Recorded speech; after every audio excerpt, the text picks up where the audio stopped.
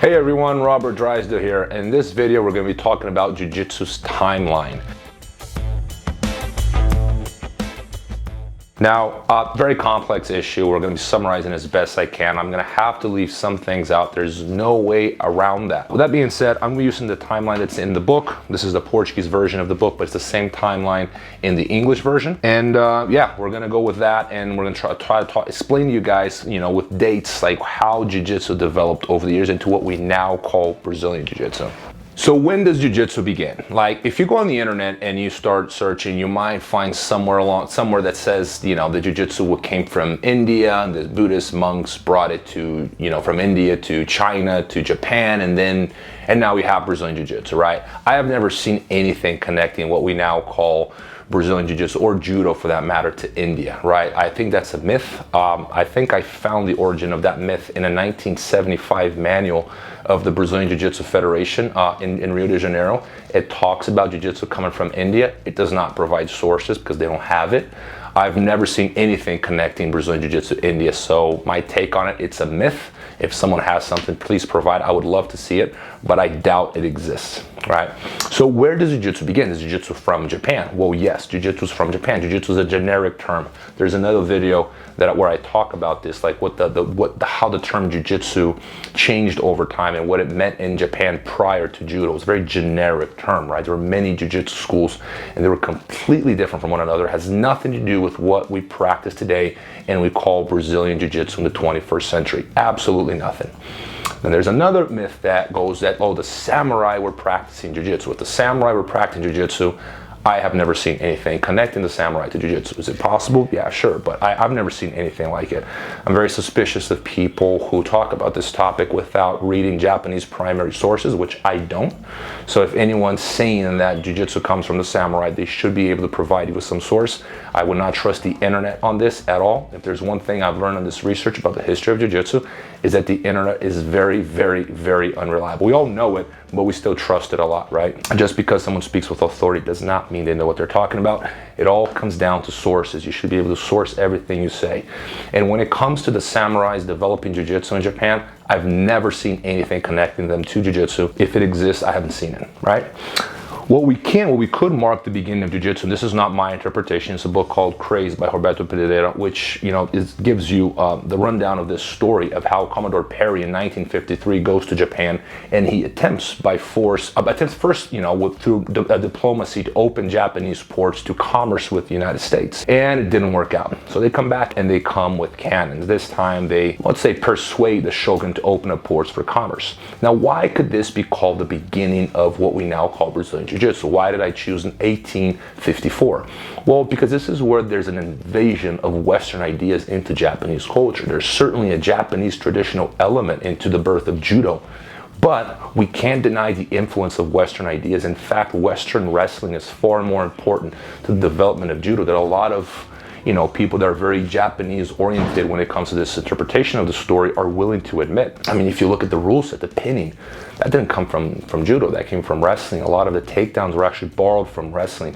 You also have to remember Jigoro Kano was a man heavily influenced by Western ideas of education, of sport, of physical education, which are very important for the formation of Judo. In fact, I think that was the key ingredient that was missing, right? For them to create what we now call Judo, later Brazilian Jiu-Jitsu. I mean, how would you convince the Japanese Ministry of Education to insert into the curriculum a martial art, a method of combat for children to practice? Like, it's a very difficult argument to make when you think about it. It's almost impossible to make.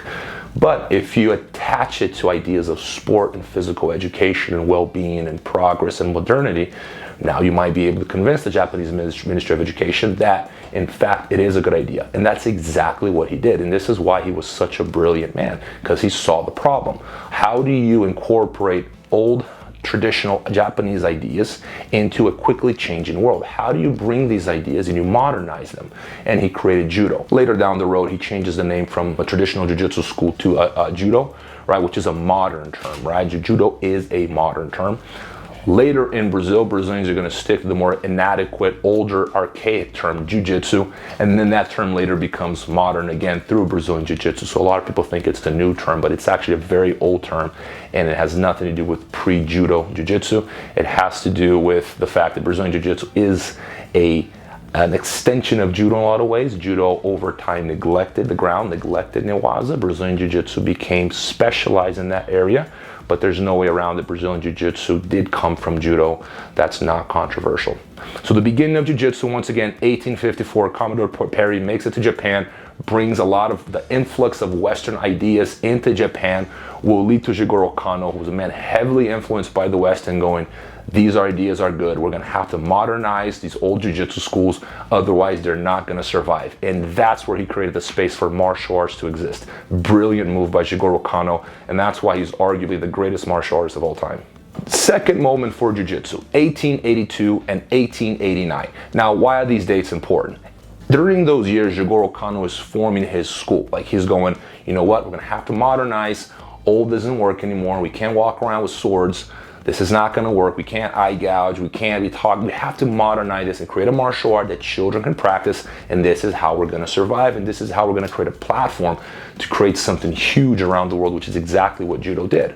Now, during those years, Judo is being formed. It is still a small school. It is not widely known. It is not popular. It grew out of a very small cell, very small little gym out of Tokyo, Japan, and it grew from there. Now, it's very difficult to mark the beginning of any, if you're creating a new school. So he starts teaching in 1882, but over the years, what is now called the Kodokan begins to be formed, right? So it's in those, that 7 year span, he is forming what we now call Kodokan Judo. But that is the birthplace of Judo, and it takes place in 1882 all the way to 1889, more or less. Once again, it's very difficult to pinpoint a date when he really started his system, but it's fair to say it was within those 7 years. All right, this leads us to our third point, Jiu-Jitsu timeline, Japanese immigration. Now, why is this important?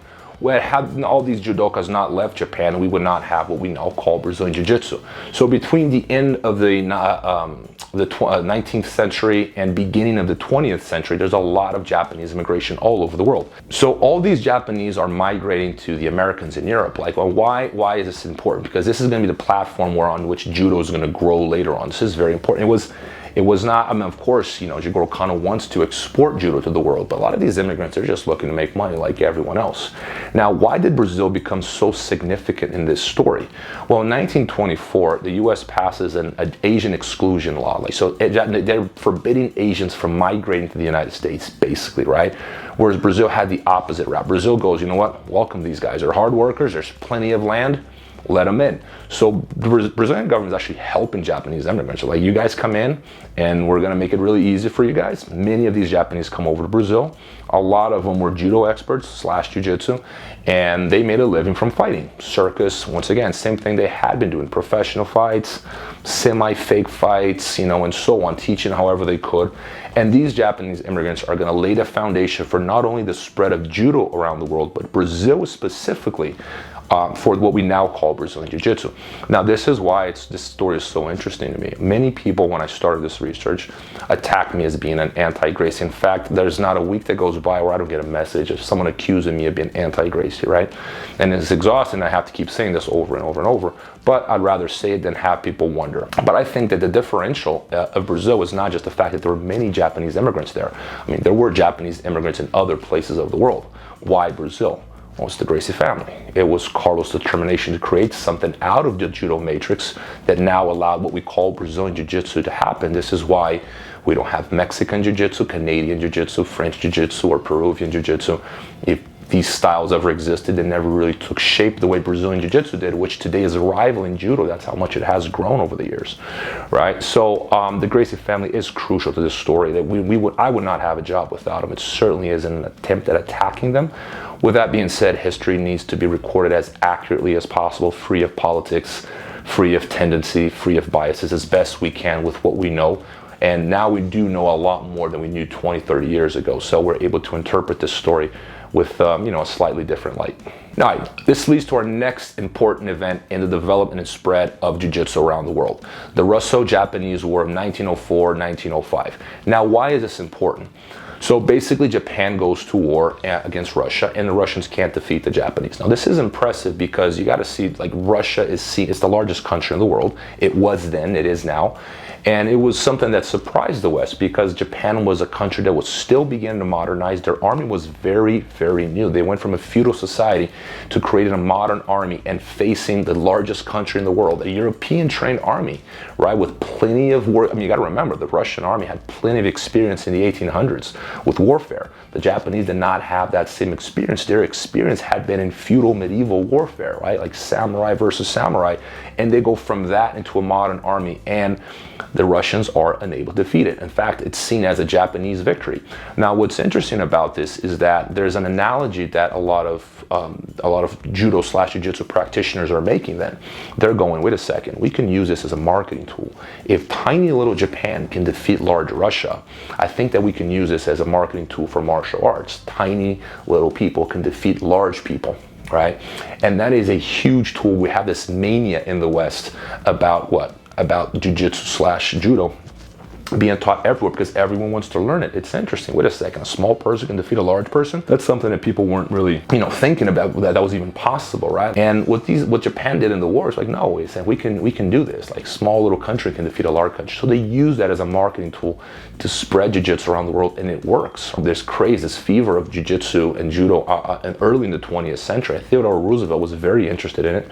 Many other people around the world were interested in. Like, this is something that we're like, we want to learn this. Like, this method of fighting is interesting. The Brazilian military side, in fact, could be played a huge role in the spread of martial arts in Brazil, because the Brazilian military was also very interested in what the Japanese had to teach, right? As the Japanese used that, like, look, we know jiu-jitsu, and that's why we're able to face Russia. And a lot of people were paying attention to that. So that right there was jiu-jitsu's first marketing scheme, right? Like, this is how we're going to spread jiu-jitsu around the world. So the next time you hear that, with technique and leverage, the small can defeat the large, know that that is not a new marketing gimmick. That is much older than all of us. This goes back to the Russo-Japanese War in 1904.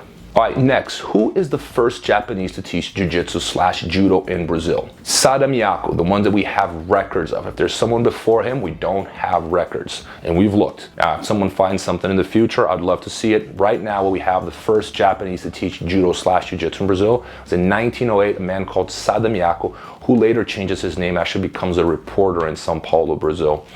Very interesting story, but he was teaching jiu-jitsu in Brazil. And it's interesting that jiu-jitsu makes its debut in Brazil losing, right? There's a challenge between Sadamiyaku and a capoeira, and Sadamiyaku gets knocked out, gets kicked in the head, and he gets knocked out by the capoeira, who becomes a celebrity. Then this was an issue of nationalism, right? There's, Brazilian, like, perhaps even jingoistic national support for the capoeira, like, anti-Asian, this guy doesn't stand a chance.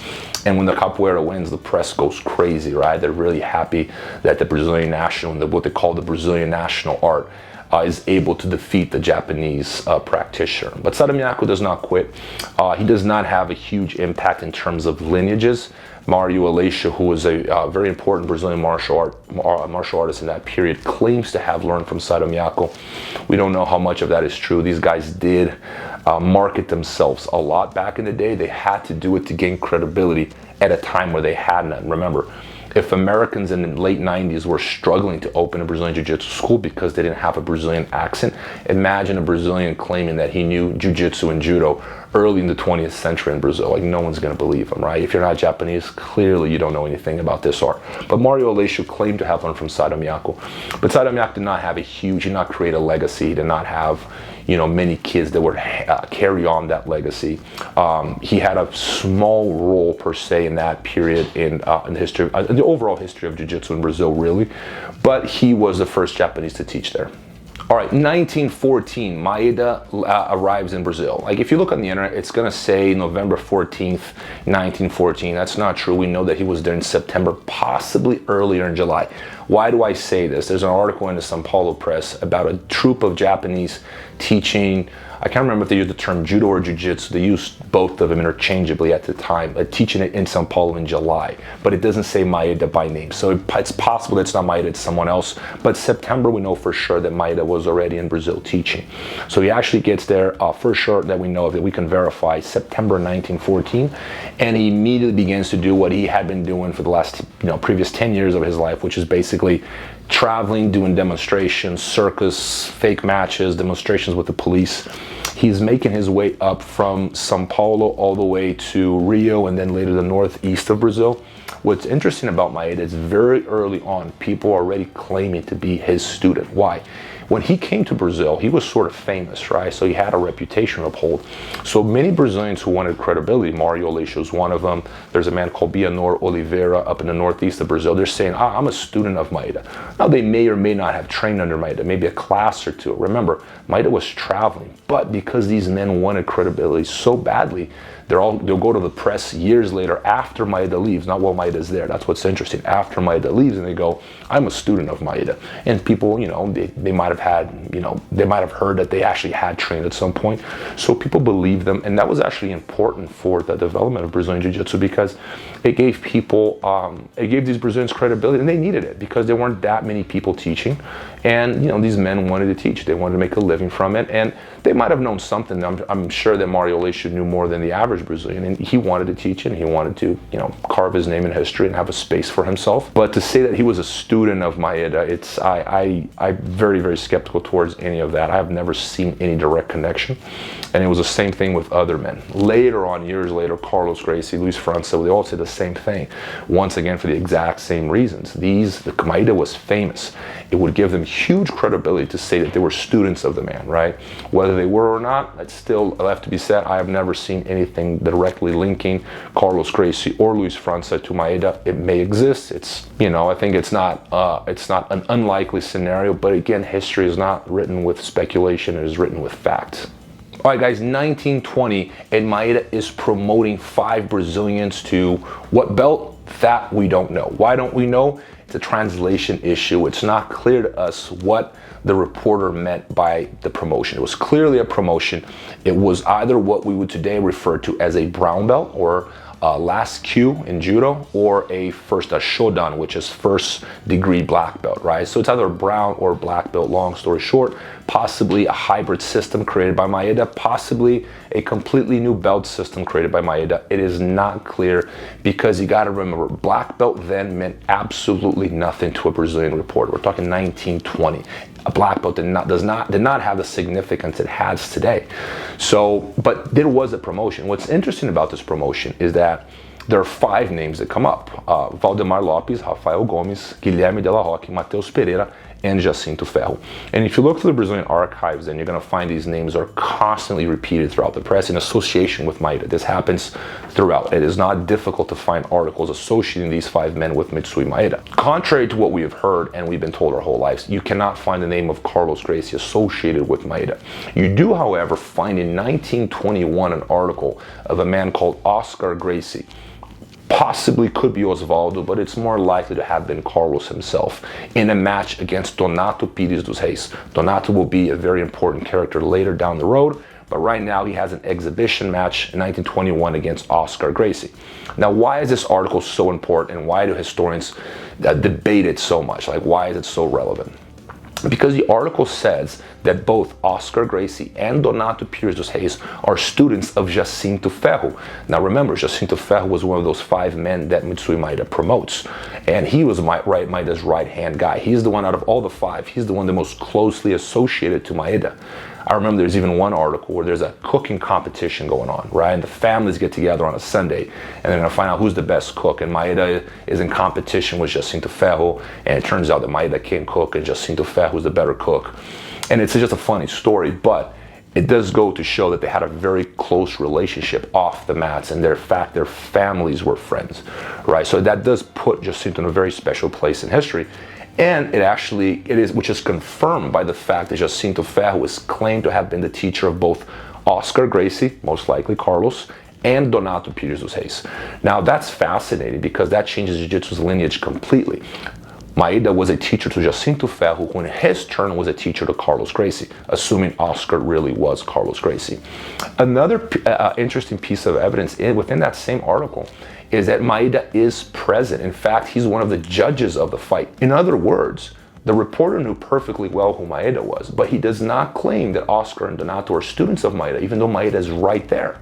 Right? They claim that in fact, Jacinto Ferro was their coach.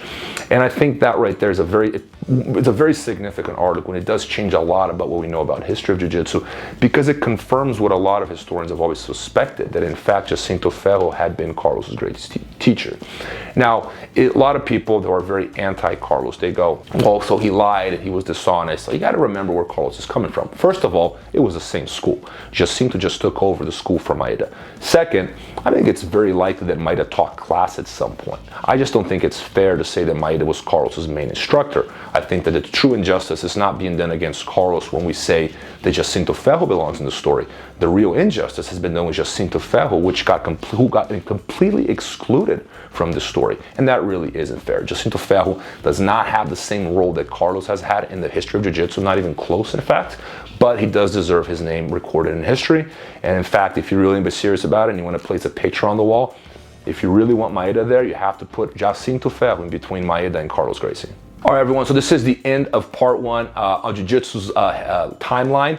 There is the other half coming. Part two is coming along very soon. I hope you guys enjoyed. Once again, guys, if you like it, like the video, comment, subscribe to our channel, spread the word, let your friends know. If you have any suggestions, things regarding the history of Jiu-Jitsu, things that are in the book, perhaps they're not in the book that you would like to learn about.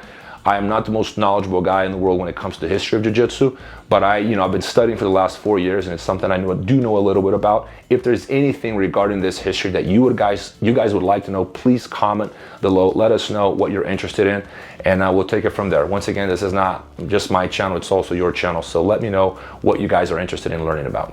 All right, guys, so if you're interested in purchasing the book, closedguardfilm.com is where you can get a copy. Okay, closedguardfilm.com. That's where we have the copy of the book. We also have the Portuguese version. We have a link also on the website if you live in Brazil. We also have a Polish version of the book in case you live in Poland.